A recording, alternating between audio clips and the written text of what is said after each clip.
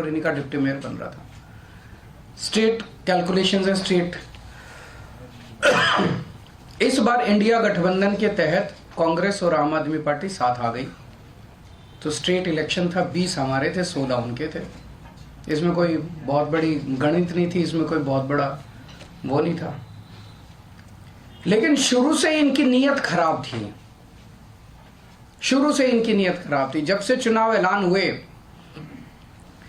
सबसे पहले तो इन लोगों ने प्रिसाइडिंग ऑफिसर, अपनी पार्टी के एक कार्यकर्ता को, अपनी पार्टी के एक ऑफिस बेरर को, पदाधिकारी को इन्होंने प्रिसाइडिंग ऑफिसर घोषित कर दिया। उसके बाद जब चुनाव की तारीख तय हुई, 18 जनवरी को चुनाव था, अचानक 18 जनवरी को इनका पदाधिकारी जो था, ये प्रिसाइडिंग ऑफिसर, ये बीमार, बोला मैं बीमार हो गया, अस्पताल में चला गया और चुनाव इंडेफिनेटली टाल दिए गए। हम कोर्ट गए और कोर्ट से हम लोग तारीख तय करवा के लाए।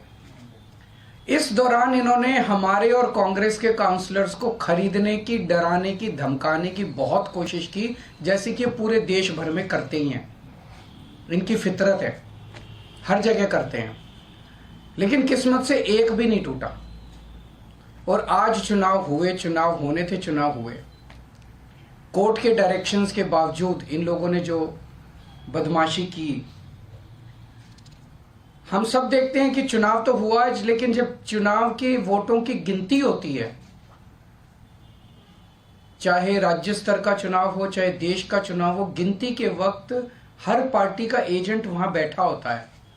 ट्रांसपेरेंट तरीके से गिनती होती है, सबके सामने वोटों को ऐड वो किया जाता है, वोट मशीन खोली जाती है, मशीन का नंबर बताया जाता है, दिखाया जाता है। उसके बाद वोट जब उसको टोटल किया जाता है, मशीन का दिखाया जाता है भाई किस पार्टी को कितने वोट मिले, सब कुछ दिखाया जाता है। और सारी पार्टियों के एजेंट बाकायदा अच्छे से देखते हैं। यहाँ भी प्रोसीजर ये था, कानून में ये था कि हर पार्टी का एजेंट वहाँ बैठेगा और पार्टी का एजेंट को, जैसे दिल्ली में भी एमसीडी के चुनाव हुए, एमसीडी के मेयर का चुनाव हुआ, वो भी बैलेट पेपर से होता है, तो वो सारे एजेंट बैठते हैं, एक एक वोट बकायदा सभी एजेंट्स को दिखाए जाते हैं। अगर किसी एजेंट को कोई आपत्ति करनी हो, भाई ये वोट इनवैलिड है, तो वो सबको दिखाया जाता है। अगर कोई एजेंट कहता है ये वोट इनवैलिड है, सबको दिखाया जाता है, सब उस पर अपने अपने तर्क देते हैं और प्रिसाइडिंग ऑफिसर अपनी उस पर रूलिंग देता है। एक तरह से क्वासी जुडिशियल वो करता है कि उस पर रूलिंग देता है। इन महाशय ने, जो इनके पदाधिकारी बीजेपी के आदमी थे, प्रिसाइडिंग ऑफिसर थे, इन्होंने आज किसी एजेंट को अपने पास नहीं आने दिया। इन्होंने सारे एजेंट्स को दूर धकेल दिया और खुद ही सारी वोट लेके बैठ गए और बकायदा कैमरे के अंदर दिखाई दे रहा है कि किस तरह से वोट, जो हमारे वोट थे उनके ऊपर वो टिक मार्क करके उसको इनवैलिड, मतलब 2 टिक मार्क लग गए तो ये वोट इनवैलिड हो जाएगा। वो टिक मार्क करके इनवैलिड करते जा रहे हैं और फिर नीचे साइन कर रहे हैं। कुछ वोट पे मात्र साइन कर रहे हैं और कुछ वोट पे एक टिक मार्क और लगा रहे हैं। वो साफ साफ वीडियो में दिखाई दे रहा है। तो 36 वोट पड़ने थे, 36 में 16 इनके थे, 20 हमारे थे, 16 इनके पड़ गए, 16 इनके पक्ष में पड़े। 20 में से 8 वोट जो हमारे थे, वो 8 वोट इन्होंने कैंसिल कर दिए, इनवैलिड डिक्लेयर कर दिए। यानी कि 36 में से 8 वोट, मतलब 25% वोट इनवैलिड डिक्लेयर कर दिए। ये कौन सा चुनाव हुआ? पिछले साल जब चुनाव हुए थे तो हमारा 1 वोट इनवैलिड डिक्लेयर हुआ था। तो ऐसा तो नहीं कि हमारे वालों को वोट डालना नहीं आता, वोट तो डालना आता है। पिछली बार भी डाला था, इस बार भी डाला है। इस बार कैसे ऐसा हो गया कि सारे वोट डालना भूल गए हमारे वाले, सारे वोट इनवैलिड हो गए? तो पहले से सोच के आए थे कि इनको गुंडागर्दी मचानी है। किस्मत अच्छी थी कि कैमरे के अंदर सब कुछ पकड़ा गया। बड़ी इंटरेस्टिंग चीज है कि चुनाव के पहले कल ऑर्डर जारी करके चंडीगढ़ एडमिनिस्ट्रेशन ने मीडिया की एंट्री बैन कर दी। तो इसका मतलब नीयत तो शुरू से ही खराब थी, प्लान तो, षड्यंत्र तो पहले से ही बना रखा था इन लोगों ने कि गड़बड़ करनी है। इतने बड़े स्तर के ऊपर चंडीगढ़ के मेयर के चुनाव के लिए आज तक कभी भी इतनी वोट इनवैलिड नहीं डिक्लेयर की गई। 36 में से 8 वोट इनवैलिड, मतलब 25% वोट। अगर इनसे 36 वोट काउंट करने में इतनी बड़ी धांधली कर रहे हैं, देश का जब बड़ा चुनाव होगा उसमें तो 90 करोड़ वोट पड़ते हैं, उसमें तो पता नहीं किस लेवल की धांधली करते हैं ये लोग। और 25% क्या, अगर उस चुनाव में तो 5-6% की भी वोट अगर इधर उधर हो जाए तो सब। तो आज का चुनाव ये दिखाता है कि किस तरह से ये जीतने के लिए, सत्ता पाने के लिए किसी भी हद तक जा सकते हैं। बड़े चुनाव में लोग तो कह रहे हैं ईवीएम तो होगा ही होगा गड़बड़। मुझे लगता है ये कुछ भी करते होंगे, वोटर लिस्ट ये फर्जीवाड़ा करते हैं, फर्जी वोट डलवाते होंगे, ये ईवीएम करवाते होंगे, सब कुछ करते होंगे जीतने के लिए। और मैं ये सोच रहा था कि अगर भगवान की दया से उसके बावजूद भी अगर ये नहीं जीते और हार गए तो ये ट्रंप की तरह कुर्सी नहीं छोड़ेंगे। फिर ये मतलब उस दिन कुर्सी से चिपके रहेंगे, चाहे मार्शल लॉ लागू करना पड़े देश में, ये कुर्सी नहीं छोड़ने वाले। तो ये देश के लिए जो आज दिखा, पूरे देश के अंदर, पूरे देश ने देखा, सारे मीडिया ने चलाया, ये बहुत खतरनाक है। और हम सब लोगों को, जो लोग इस देश से प्यार करते हैं, हम सब लोगों को इसका पुरजोर विरोध करना है और इन सबको रोकना है।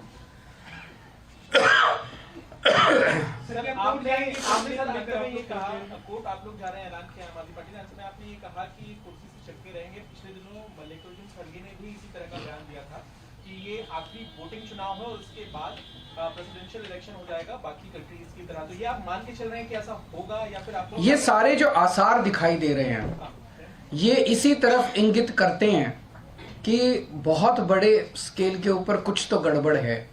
अगर एक 10 बाई 10 किलोमीटर का छोटा सा शहर चंडीगढ़, उस चंडीगढ़ के छोटे से शहर के अंदर एक छोटे से मेयर का चुनाव, उसके अंदर अगर ये इस किस्म तक, इस हद तक नहीं गिर सकते हैं, तो बड़े चुनाव के लिए तो किसी भी हद तक जा सकते हैं लोग। तो आप इस बात का समर्थन कर रहे हैं कि ईवीएम जो है उसमें भी अब गड़बड़ी करने की सरकार। देखिए, अभी जो कई सारे मैंने देखे हैं वीडियोस, कई सारे, उसके ऊपर एक दिन अलग से चर्चा कर सकते हैं। इसके अलावा इंडिया गठबंधन को लेकर आगे भविष्य में सीट शेयरिंग को लेकर भी चर्चा चल रही है, और आप भी लोकसभा चर्चा अच्छी चल रही है और बहुत जल्दी मुझे लगता है कि हमारे भी कुछ ना कुछ नतीजे आएंगे। कई राउंड ऑफ डिस्कशन हो चुके हैं। सर, इस चुनाव के बाद इंडिया गठबंधन के नेताओं से, खासकर कांग्रेस के लीडर से क्या आपकी बात हुई है? क्योंकि एक प्रेस कॉन्फ्रेंस तो पवन बंसल थे, अभी बैठे थे, तो जो भी करने की जरूरत पड़ेगी वो करेंगे।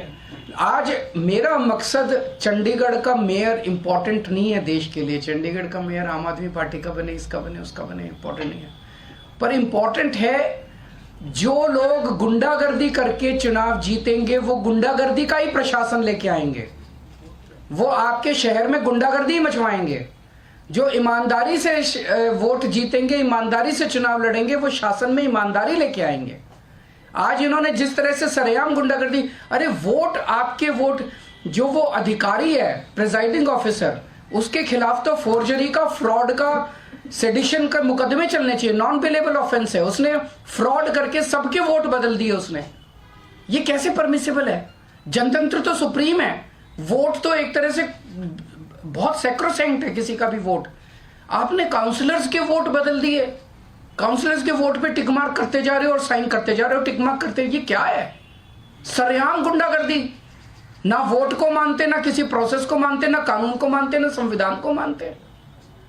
सर, बिहार से लेकर झारखंड तक जो ईडी कार्रवाई कर रही है, और हेमंत सोरेन हो चाहे तेजस्वी यादव हो, इस पर एक प्रतिक्रिया आप दे दीजिए। क्या आपका कहना है कि ईडी इतने बड़े स्तर पे कार्रवाई क्यों कर रही है?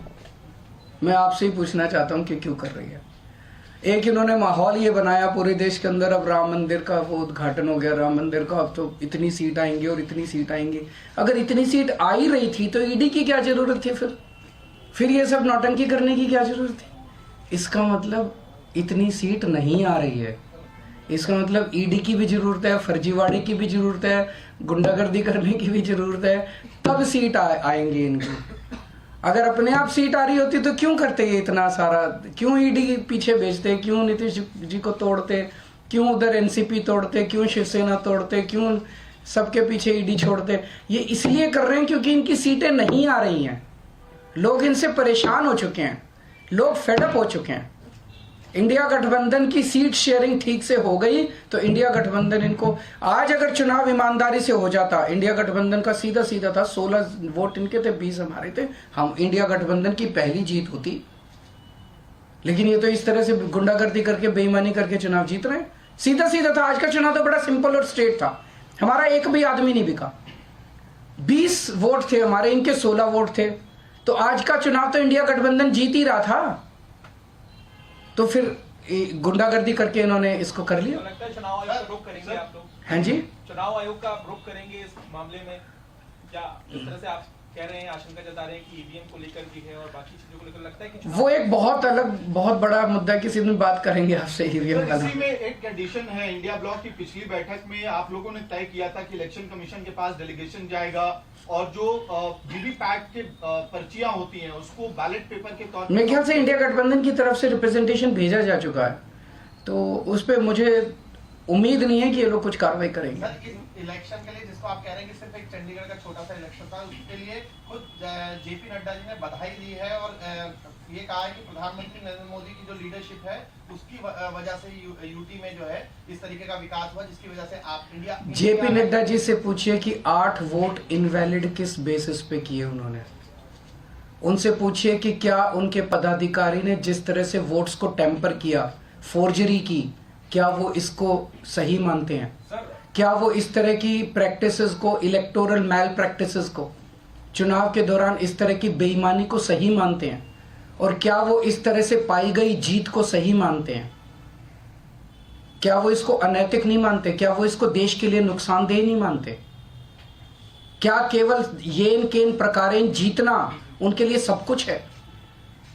मार के, पीट के, वोट टेम्पर करके, सब कुछ करके बस जीत जाओ किसी भी तरह से। सर कल जिस तरह से हेमंत सोरेन को लेकर खबरें आ रही थी कि ईडी एक तरह से हंट पे दिख रही थी, लगातार खबरें प्लांट भी हो रही थी और दावा किया जा रहा था कि हेमंत सोरेन गायब हो गए, तो एक मुख्यमंत्री के बारे में जिस तरह से एजेंसियां काम कर रही हैं, आपको लगता है आने वाले समय में कार्रवाई और बढ़ने वाली है इंडिया ब्लॉक के लीडर्स के खिलाफ? मुझे लगता है लोकसभा के पहले जिस तरह से इनका माहौल है, इनको मेजॉरिटी नहीं मिल रही है। इंडिया गठबंधन स्ट्रांग है। आज आप मेरे से निकलवा लीजिए जो कुछ इन्होंने बिहार के अंदर किया। पिछली बार इन्होंने 17 सीट दी थी नीतीश जी को, 17 सीट पे लड़ी थी बीजेपी। 17 की इस बार भी ये 17 सीट दें अगर नीतीश कुमार जी को, 17 की 17 सीटें नीतीश कुमार जी हारेंगे। उन्होंने बिहार की जनता के साथ धोखा किया, तो बीजेपी को इसका नुकसान होने वाला। इस तरह की हरकतें ये देश पसंद नहीं करता।